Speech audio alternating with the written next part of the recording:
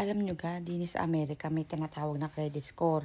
Maraming may hindi alam diyan na Pilipino. Kahit ako hindi ko naman alam yung mga credit score.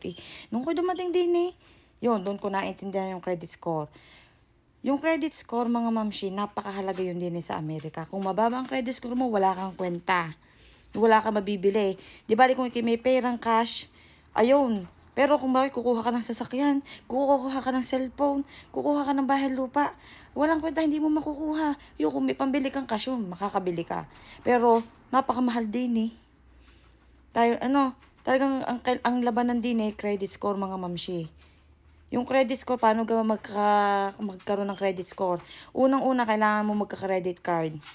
Kailangan magbukas sa bangko. Mag-savings ka muna. Tapos mag-apply ka ng credit card.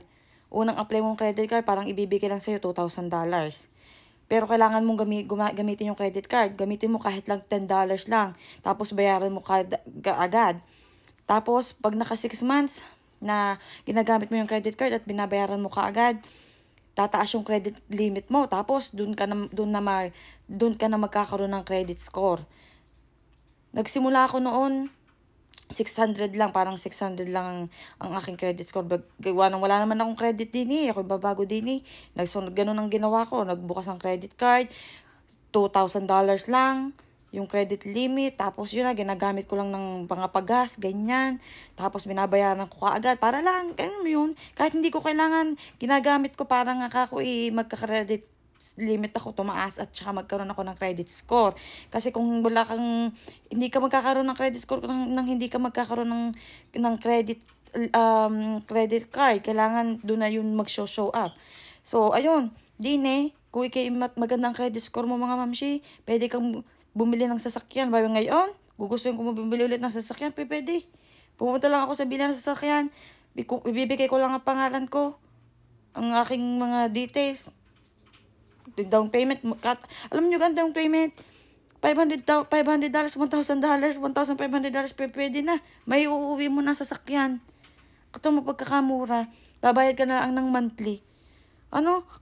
Napakadali din Kung nagsasabi sa inyo kayo din napaka-easy. Kung kayo lang mga Pilipino, alam ko, pag kayo nakarating din dahil kayo kaparehas ko, alam ko.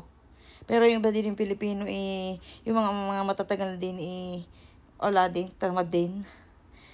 Kasi nga easy gayaan. Pero kung gugustuhin mo ng kung may pangarap at talagang gugugulin mo kaya mo naman talaga din At magtatrabaho ko lang Yun lang naman kailangan mo din magtrabaho ko lang. Makukuha mo lahat ng gusto mo. Kung gugustuhin ko ng bag ulit, pwede naman akong bumili. Kaso aanin ko hindi na ako nabili ng bag. Wala na. Ang aking goal na lang mabayaran ko sa sasakyan ko. Tapos, secret na ang sunod. Pero ayun, ayos na Ganun lang kadali ang buhay din sa Amerika. Hindi mo mahirap. Kasi may trabaho, hindi mahirap. Diyan sa atin, mahirap sa Pilipinas. Hindi kadali. Talagang may trabaho din easy, mga mamshi. Mabibili mo lahat ng gusto mo, makukuha mo lahat ng gusto mo.